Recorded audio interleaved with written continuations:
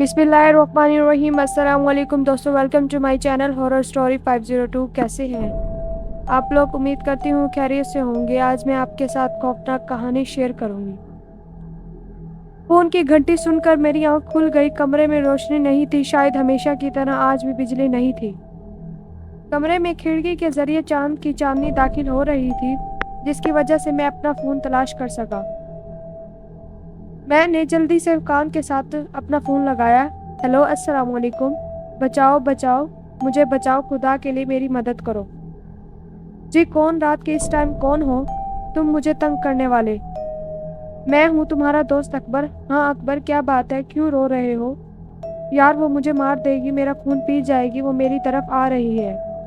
कौन कौन तुमको मार देगी? हेलो हेलो अकबर, लेकिन कोई जवाब ना आया। मैंने खुद अकबर का नंबर डायल किया, लेकिन दूसरी तरफ से कोई जवाब ना वसूल नहीं हो रहा था। मैं अचानक इसकी बातों से परेशान हो गया था। अकबर की नई नई शादी हुई थी, वो मेरे साथ बैंक में काम करता था, हम बहुत अच्छे दोस्त भी थे। मेरा नाम सफ़ीर हुसैन है और मैं एक गैर शादीशुदा हूँ और आज़ाद फितरत का मालिक हूँ। मैंने अलमारी से अपना बंदूक निकाला और अकबर के घर की तरफ चल दिया। अकबर का घर कम आबादी वाले इलाके में था। घर के पास एक नहर गुजर रही थी और इसके पार एक कब्रिस्तान था। जल्द ही मैं इसके घर पहुंच गया। इसका घर 3 कमरे पर मुश्तमिल था। 2 कमरे, एक बावर्ची खाना और छोटा सा सहन था, जिसमें एक बड़ा पुराना किक्कर का दरख्त था, जिसके ऊपर बहुत से परिंदों के घोंसले बने हुए थे। सहन से होते हुए मैंने किक्कर के दरख्त पर नजर डाली। परिंदे खामोशी से अपने घोंसलों में दबकर आराम कर रहे थे। हवेली का दरवाज़ा हमेशा की तरह खुला ही था, लेकिन कमरे अंदर से बंद थे। मैंने काफ़ी देर दस्तक दी, लेकिन कोई जवाब ना मिला। फिर मुझे खिड़की का ख्याल आया, जो नहर वाली साइड पर थी। मैं हवेली की पिछली तरफ गया। मैं ये देखकर हैरान रह गया कि खिड़की खुली थी और खिड़की के ऊपर ताज़े खून के निशान थे। मैं खिड़की के जरिए अंदर आया। अब बिजली आ चुकी थी। मैंने बल्ब जलाया तो मेरे रूंगटे खड़े हो गए। अकबर बेड के नीचे खून में लिपटा हुआ पड़ा था और भाभी का कोई नामो निशान नहीं था। मैंने अकबर को चेक किया तो वो इस दुनिया को छोड़ चुका था कि अचानक मेरी नज़र खून के धब्बों पर पड़ी, जो किसी के नंगे पाँव के थे। यानी कोई कमरे से खिड़की की तरफ से बाहर गया था और खून के निशान इसके पाँव के जरिए फर्श पर बने हुए थे। मैंने पहले घर की तलाशी ली, लेकिन भाभी का कोई पता ना चला। लेकिन वो कातिल हो सकता है भाभी को साथ ले गया हो। मैंने पाँव के निशानों का पीछा करने का फैसला किया और खिड़की के जरिए बाहर आ गया। लेकिन मैंने थाने कॉल कर दी थी और सब हकीकत बता दी थी। पाँव के निशान टॉर्च की रोशनी में बहुत वाज़ेह नजर आ रहे थे, लेकिन ये क्या निशान तो नहर में जा रहे थे। यानी कातिल ने नहर पार की थी, पर मैं नहर पार नहीं कर सकता था। इसलिए मैंने 1 किलोमीटर लंबा चक्कर नहर से होकर लगाया और फिर नहर की दूसरी जानिब इन पाँव के निशान की तलाश करने लगा। जल्दी ताज़े पाँव के निशान मिल गए। ये निशान कब्रिस्तान की तरफ जा रहे थे। मुझे कब्रिस्तान से डर लगता है कि अचानक मेरे कानों में पुलिस की गाड़ी की आवाज़ आने का शोर सुनाई दिया, तो मैं वापस अकबर के घर की तरफ चल दिया। मैंने अपना तारुफ करवाया और बताया कि ये निशान कब्रिस्तान में जा रहे हैं। मैं कब्रिस्तान में अकेला नहीं जा सकता। अगर आपने साथ चलना है तो चलो, क्योंकि वो कातिल भाभी को कब्रिस्तान की तरफ ले गया है। इंस्पेक्टर ने अपने साथ 2 आदमी लिए और बाकी वहाँ शुहादे इकट्ठे करने लगे। हम कब्रिस्तान में दाखिल हो गए थे। कब्रिस्तान बहुत ही कदीमी मालूम पड़ता था। मैंने पहले इस कब्रिस्तान में नहीं आया था। कब्रें टूट फूट का शिकार थी। पाँव के निशान अब हमें नहीं मिल रहे थे। हम लोग इधर उधर फिर रहे थे। इंस्पेक्टर साहब ने कहा कि अकबर की किसी से दुश्मनी थी या कोई कारोबारी दुश्मनी वगैरह तो नहीं थी। इंस्पेक्टर साहब, अकबर बहुत ही शरीफ और ख़ानदानी इंसान था, इसकी किसी से क्या दुश्मनी हो सकती है? अच्छा, तो इसकी शादी कब और कहाँ हुई थी और इसने बैंक से छुट्टी ली थी? सर, सुबह इसकी हाजिरी थी। सना से इसकी मुलाकात एक पार्टी में हुई थी। इस बात को 2 हफ्ते हो गए थे। गोया इन दिनों ने 2 हफ्तों के अंदर अंदर इन्होंने शादी भी कर ली। जी इंस्पेक्टर साहब, सना इस दुनिया में अकेली थी। माँ बाप एक हादसे में फौत हो गए थे, इसलिए चचा ने इसको पाला था। इसलिए इन्होंने भी शादी में देर नहीं की थी। वो कहाँ रहते हैं? वो भी इसी शहर में रहते हैं। वो भी शरीफ लोग हैं। शादी के दिन भी इनके घर गया था। बहुत नेक दिल और अच्छी फैमिली है। अचानक सिपाही ने आवाज़ दी, इंस्पेक्टर साहब, यहाँ एक लड़की पड़ी है। हम एक तरफ दरख्त में चले गए। वहाँ काफ़ी दरख्त थे और एक दरख्त के नीचे भाभी सना पड़ी हुई थी। और मैं ये देखकर हैरान हो गया कि वो निशान भाभी के पाँव के थे, क्योंकि अब इनके पाँव पर खून जम चुका था और वो बेहोश थी। इंस्पेक्टर साहब ने गाड़ी वाले को कॉल की, वो कब्रिस्तान के पास गाड़ी ले आया और हम भाभी को उठाकर कब्रिस्तान से बाहर आ गए। गाड़ी वहाँ पहले से ही मौजूद थी और इसको अस्पताल ले गए। भाभी काफ़ी देर से बेहोश थी और वो बता सकती थी कि अकबर का कातिल कौन है और वो कब्रिस्तान में कैसे आई है। मैं अकबर के कफन दफन में मसरूफ़ था। अकबर का भाई और वालिद भी गांव से आए थे। अकबर का बड़ा भाई अकरम बहुत परेशान था क्योंकि वो अपने भाई से बहुत प्यार करता था। वालिद का भी बहुत बुरा हाल था। वो तो अकबर की ज़िद के पीछे खामोश थे। अकबर ही ज़िद करके शहर आया था और बैंक में मुलाजिम हो गया था। शादी भी इसी ने अपनी पसंद से की थी, सना भाभी पर। वो सना भाभी पर ही शक कर रहे थे, तरह तरह की बातें बना रहे थे। शादी को तो कुछ दिन ही हुए थे और अभी तक अकबर की छुट्टी भी ख़त्म नहीं हुई थी। तो सना भाभी पर शक किस तरह किया जा सकता है, क्योंकि जब तक आपने किसी से मिलते जुलते ही नहीं, आपको कैसे मालूम होगा कि वो कौन है और इसकी तबीयत कैसी है। आज इसी वाक़ये को 3 दिन हो गए हैं। भाभी अभी तक बेहोश थी और कातिल का कोई सुराग नहीं मिल रहा था। मैं बैंक से वापस पर अस्पताल का चक्कर लगाता था। अकरम भाई और अकबर की वालदा साहिबा अस्पताल में ही थे। इनको पता था कि भाभी वो जरिया है जिसके ज़रिए हम कातिल तक पहुंच सकते हैं। पुलिस के वो 2 आदमी भी हर वक्त ड्यूटी पर होते थे। हमेशा की तरह मैं फारिग होकर थाने गया तो मेरी मुलाकात इंस्पेक्टर से हो गई। खान मेरा क्लास फेलो था और हमारी बहुत अच्छी दोस्ती भी थी। मैंने सारा वाक़या खान को बताया। इंस्पेक्टर खान किसी गहरी सोच में डूब गया। काफ़ी देर के बाद वो बोला, इस किस्म के 2-3 केस पहले भी हुए हैं। क्या मतलब, कैसे केस? खान साहब, अकेला घर आबादी से दूर रहता था, यानी कम आबादी वाला इलाका था, और इसके घर में सिर्फ वो पहले अकेला ही रहता था और फिर शादी भी अचानक और एक अनजान लड़की से की। ये बात तो ठीक है, लेकिन सना भाभी तो बहुत अच्छी हैं, काफ़ी खिदमत करती थी अकबर की। अच्छा, तो वो कहाँ हैं? क्या जिंदा हैं? हाँ, वो जिंदा हैं और अस्पताल में दाखिल हुई हैं और बेहोश हैं। चलो सफ़ीर, अस्पताल चलते हैं, वहाँ पर ही बात वाज़ह होगी। जब हम वहाँ पहुँचे तो अकरम भाई वहाँ पर मौजूद थे। अकरम भाई, भाभी को होश आया? नहीं, वो अभी तक बेहोश है। टेस्ट हो रहा है और वो अंदर थिएटर रूम में है। हम बाहर इंतज़ार करने लगे। कुछ देर में डॉक्टर साहब आए तो खान ने पूछा, डॉक्टर साहब, अब मरीज़ा कैसी है और होश कब तक आ जाएगा? वो खतरे से बाहर है, होश भी जल्दी ही आ जाएगा। क्या हम देख सकते हैं उसको? हाँ हाँ, क्यों नहीं, इसको कमरे में शिफ्ट कर दिया गया है। हम तीनों कमरे में आए तो मैंने देख के खान भाभी को गौर से देख रहा था। ये सना भाभी हैं, अकरम ने कहा। इसको जानते हो? आओ मेरे साथ बाहर आओ। हम दोनों बाहर आए और एक तरफ होकर खड़े हो गए तो खान ने बताया, सफ़ीर, ये सना लड़की है जो हमें मिल नहीं रही थी, क्योंकि हर कत्ल होने वाला दूल्हे के साथ हमें इसकी तस्वीर ही मिली है, लेकिन ये हमें मिल नहीं रही थी। ये क्या कह रहे हो? क्या सना भाभी की कातिल है? ये मैं नहीं कह सकता, लेकिन शक इस पर ही जा रहा है। मैं तुमको सबूत दे सकता हूँ। हर कत्ल की शादी के पहले दिन जो तस्वीर ली जाती है वो कम से कम शादी के बाद हफ्ते बाद मिलती है, और जब तक ये लड़की अपना काम करके गायब नहीं हो जाती थी। लेकिन ये अब ये बार किस तरह से पकड़ी गई, कुछ समझ नहीं आ रही। वो असल में अकबर ने कत्ल होने से पहले ही मुझसे बात की थी तो मैं फ़ौरन निकल पड़ा था। 5-10 मिनट में इसके घर पहुंच गया था, तो शायद ये इस वक्त अपना काम करके निकली ही होगी। मैंने इसका पीछा भी किया। मुझे ये नहीं मालूम था कि मैं किसका पीछा कर रहा हूँ और कहाँ जा रहा हूँ। मैं तो वो खून के निशानों का पीछा कर रहा था।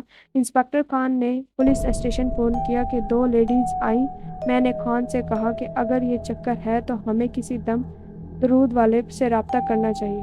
हाँ सफ़ीर, तुमने ठीक कहा, मेरा एक जानने वाला है, बुजुर्ग वो अमल करते हैं, मैं इनसे बात करता हूँ। जल्द ही वो लेडीज़ पुलिस वाली आ गई। हम दोनों इस बुजुर्ग के पास चले गए। बुजुर्ग का नाम पीर बाबा शाह मुनव्वर था। वो बहुत नेक बुजुर्ग थे। इनके आस्थाना हर वक्त हजूम होता था।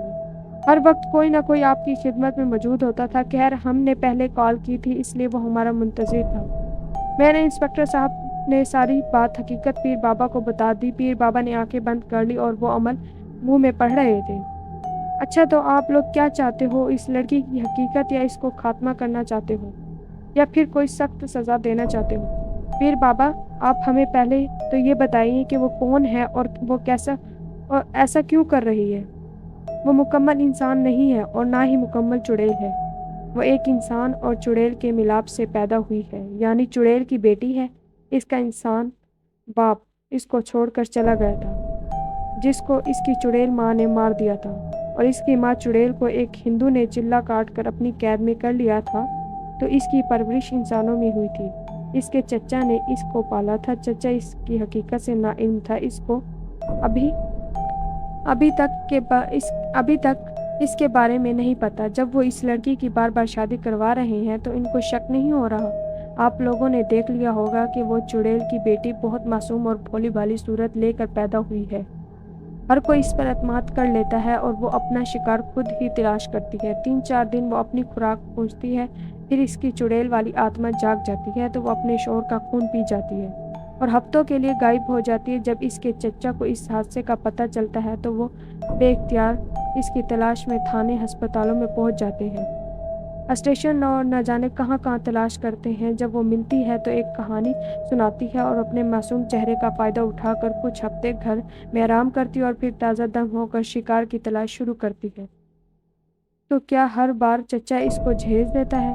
لیکن پیر بابا اس بار وہ پگڑی کیسے گئی اور وہ اب تک بے ہوش کیوں ہے؟ میں نے پہلے ہی بتایا تھا کہ وہ چڑیل کی بیٹی ہے، لیکن اس کے اندر انسان کا بھی خون ہے، اس لیے وہ کمزور اور تھکاوٹ بھی محسوس کرتی ہے۔ اس رات جب اپنا شکار کر کے قبرستان کی طرف جا رہی تھی تو اسے نہر بھی پار کرنا پڑی تھی۔ اس کو معلوم ہو گیا تھا کہ کوئی اس کا پیچھا کر رہا ہے، اس لیے جلدی میں وہ اس درخت سے ٹکرا گئی اور بے ہوش ہو گئی کیونکہ اب اس پر تھکاوٹ طاری ہو گئی تھی۔ اب ہمیں کیا کرنا چاہیے؟ آپ اس کے ساتھ کیا کرنا چاہتے ہیں؟ اس کو زندہ رکھ کر سزا دینا چاہتے ہو یا اس کو ختم کرنا چاہتے ہو؟ کیا پیر بابا اس پر گولی اثر کر سکتی ہے؟ ہاں کرے گی، لیکن یہ ضروری نہیں کہ اس کی موت اس گولی سے واقع ہو جائے۔ اس کو مارنے کے لیے اسی قبرستان میں 3 دن کا چلا کاٹنا ہوگا، جس کے بعد اس چڑیل کی بیٹی میں چڑیل والی طاقت آ جائے گی۔ اس کے بعد آپ جو سزا دینا چاہو اس کو سزا سے اسے تکلیف اٹھائے گی اور آئندہ ہو سکتا ہے کہ وہ غلط کام نہ کرے، ہمیشہ کے لیے چھوڑ دے۔ اب چلے کے لیے کوئی آدمی تلاش کرو۔ میں تو پہلے ہی 1 سال والا چلا کاٹ رہا ہوں جو آدھی رات کا ہے، تو پہلے رات کسی پرانی قبر پر بیٹھ کر کرنا ہوگا۔ میں تیار ہوں، اس نے میرے دوست کو مارا ہے اور نہ جانے کتنے لوگوں کو شکار بنایا ہے۔ ٹھیک ہے سفیر بیٹا، یہ لو ستو کے دانے، کبھی کسی پرانی قبر پر بیٹھ کر ان دانوں پر چلا کرنا ہے اور حصار سے باہر نہیں آنا۔ کچھ بھی ہو جائے، چاہے میری آواز آئے یا میں خود ہی آؤں یا تمہارا دوست اکبر بھی آ جائے، تم نے کسی کی کسی بات پر عمل نہیں کرنا، بس میرا بابا ہوا عمل کرتے رہنا اور دن میں کسی سے کوئی بات نہیں کرنا ہے۔ بینک سے چھٹی لے لو۔ میں نے پیر بابا کی بات مان لی، لیکن میرا دل تسلیم نہیں کر رہا تھا کہ بھابھی ایک بے رحم قاتل ہو سکتی ہے اور وہ ایک چڑیل کی بیٹی ہے۔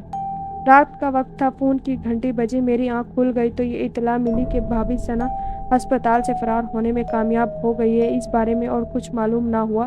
میں نے اسی وقت انسپکٹر سے بات کی تو اس نے کہا، سفیر بھائی اب وہ چلا کرنا ہے اور ضرور کرنا ہوگا۔ خدا نہ کرے وہ کوئی کام کر دے اور کسی کی جان چلی جائے۔ صبح ہوتے ہی بینک گیا اور بینک سے 5 چھٹیاں لی اور انسپکٹر خان کے پاس گیا اور میں پولیس اسٹیشن چلا گیا اور میرا انتظار کر رہا تھا۔ ہاں تو چھٹی لے لی؟ ہاں جی ٹھیک ہے، چائے پی لو تو ہم ثنا بھابھی کے چچا کے گھر چلتے ہیں۔ ٹھیک ہے میں تیار ہوں، اور مجھے اس کے گھر اچھی طرح سے یاد ہے۔ ایک پڑوسی سے پتہ چلا کہ کل رات کو جہانگیر صاحب کا انتقال ہو گیا ہے، اس لیے اس کو دفن کرنے کے لیے سب لوگ اس کے آبائی گاؤں گئے ہوئے ہیں۔ کیا ثنا بھابھی بھی ان کے ساتھ ہے؟ ظاہری بات ہے کہ ثنا بھابھی چچا جہانگیر سے بہت پیار کرتی تھی، انہیں تو جانا ہی چاہیے نہ تھا۔ اور ان کا گاؤں کہاں ہے؟ انسپکٹر خان نے پوچھا۔ ان کا گاؤں کا نام کیا ہے؟ سکندر پور ہے اور وہ موٹر وے کے ساتھ ہے، فیصل آباد سے کچھ پہلے ہی ہے۔ ہم سب سے پہلے پیر بابا کے پاس گئے تو انہوں نے کہا، اس بات کا فائدہ اٹھا لو سفیر، تم اپنا چلا آج رات سے شروع کر لو، اور انسپکٹر خان تم بے شک اس کے پیچھے گاؤں چلے جاؤ۔ اگر وہ وہاں نہیں ہے یا وہاں سے غائب ہوتی ہے تو مجھے اطلاع دینا، میں پھر عمل سے پتہ کروں گا کہ وہ کہاں ہے۔ ٹھیک ہے پیر بابا، جس طرح سے آپ کا حکم۔ پھر میں قبرستان چلا گیا اور رات کے لیے جگہ تلاش کرنے لگا۔ جلدی مجھے ایک پرانے درخت کے پاس ایک پرانی قبر مل گئی۔ میں اس پر نشان لگا کر آ گیا اور کھانا کھا کر سو گیا تھا۔ میری آنکھ شام کو 5 بجے کھلی، ابھی اندھیرا ہونے میں کچھ دیر باقی تھی۔ میں اپنی جگہ پر پہنچ گیا تھا، وہاں پر میں نے احسار کھینچا تو میں اس قبر پر بیٹھ گیا اور چلا شروع کر دیا۔ پہلی رات سکون سے گزری۔ انسپکٹر خان ثنا کے گاؤں گیا ہوا تھا۔ میں گھر آ کر سو گیا۔ دن کو بہت سی کالیں آئیں لیکن میں نے ایک نہ سنی کسی کی بھی۔ शाम को 5 बजे के करीब मैं उठा और खाना वगैरह खाया और कब्रिस्तान की तरफ चल दिया। अपनी जगह पर पहुंचकर मैं बैठ गया। आज मौसम भी खराब मालूम होता था, चांद का कोई नामो निशान ना था। तेज हवा चल रही थी और मुझे चिल्ला करने में मुश्किल हो रही थी। मैं हैरान था कि जब मैं घर से निकला तो मौसम साफ था, लेकिन जब कब्रिस्तान में कदम रखा तो मौसम खराब हो गया। खैर, मैं इल्म करने लगा कि आसमां पर बिजली चमकी और बादल शोर करने लगे। हवाएं तेज तेज चलने लगी, बहुत ज़्यादा शोर हो रहा था। मुझे अमल करने में मुश्किल तो हो रही थी। कुछ देर में बारिश शुरू हो गई, लेकिन ये क्या, बारिश एसआर के बाहर हो रही थी और जिस जगह मैं था वहाँ कोई असर ना हो रहा था। बादल खूब बरसा, हर तरफ पानी पानी हो गया, लेकिन हैरान करने वाली बात यह थी कि पानी का एक कतरा भी मेरे करीब नहीं आ रहा था। मौसम अब साफ था, चांद नजर आ रहा था और चांदनी हर चीज़ को मुनव्वर कर रही थी। बादल का शोर थम चुका था और अब मुकम्मल खामोशी भी थी। मैंने अपना अमल जारी रखा था। सुबह होने से पहले मुझे इंस्पेक्टर साहब अपने पास आता हुआ नजर आया। खान ने कहा, सफ़ीर, ये अमल, ये चिल्ला छोड़ दो। हमने सना को मार दी है, अब वो मर चुकी है। लेकिन इस वक्त मैं होश में था। मुझे पीर बाबा वाली बात याद थी। मैं भला चिल्ला कैसे छोड़ सकता था? मैं चिल्ला में मगन रहा। खान ने कहा, उठ जाओ मेरे दोस्त, क्यों देर कर रहे हो? क्यों अपना टाइम ज़ाया कर रहे हो? आओ मेरे साथ, मेरा हाथ पकड़ो। खान ने मेरी तरफ हाथ बढ़ाया तो उसके मुंह से चीख निकल गई। वो गायब हो गया। मैंने खुदा का शुक्र अदा किया, मैंने कोई गलत कदम नहीं उठाया। सुबह हुई तो मैं घर लौट आया और खाना खाकर सो गया। शाम को अपने टाइम पर उठा और अपना सख्त इम्तिहान होने वाला था और मैं इसके लिए तैयार था। मैंने आज मगरिब की नमाज कब्रिस्तान के पास अदा की थी, क्योंकि पहले मैं घर में अदा के जाता था। चिल्ला मैंने अपने टाइम पर शुरू कर दिया। वो तकरीबन आधी रात का वक्त था जब मुझे दूर से किसी के कदमों की आहट सुनाई दी। कोई सफ़ेद साफ में मेरी तरफ आ रहा था। करीब आया तो मैंने देखा कि वो सना ही है। इन्होंने बहुत मासूम सूरत बनाई हुई थी और वो मुझसे माफ़ी मांगने लगी। सफ़ीर भाई, मुझे माफ़ कर दो, मैं जितना चाहती हूँ। मेरा वादा है आइंदा मैं किसी को कोई नुकसान नहीं पहुँचाऊँगी। काफ़ी देर खड़ी रही, फिर खामोश और मायूस होकर चली गई। कुछ देर बाद खामोशी रही, फिर पीर बाबा मेरे सामने आए और इन्होंने कहा, बेटा, उसको माफ़ कर दो, वो तुमसे माफ़ी मांग रही है। इसकी ये सज़ा बहुत है कि सबके सामने इसका चेहरा बेनकाब हो गया है। मैं पीर बाबा की बात करने ही वाला था कि मेरे कानों में आवाज़ आई, ये सब नज़र का धोखा है, ये मैं नहीं हूँ। तुम अपना अमल जारी रखो। फिर वो पीर बाबा भी वहाँ से चले गए। मैं इसी चक्कर में था कि चिल्ला किस तरह पूरा हुआ। सुबह होने से पहले कब्रिस्तान एक शोर से जाग उठा था। कब्रों से मुर्दे निकलने लगे, दरख्त टूटने लगे, परिंदे बेचैन होकर हवा में उड़ रहे थे। कुछ दरख्तों को आग लग गई। जिस कब्र पर मैं बैठा था वो भी मुसलसल तड़प रही थी और मुझे अपना अमल करने में मुश्किल हो रही थी।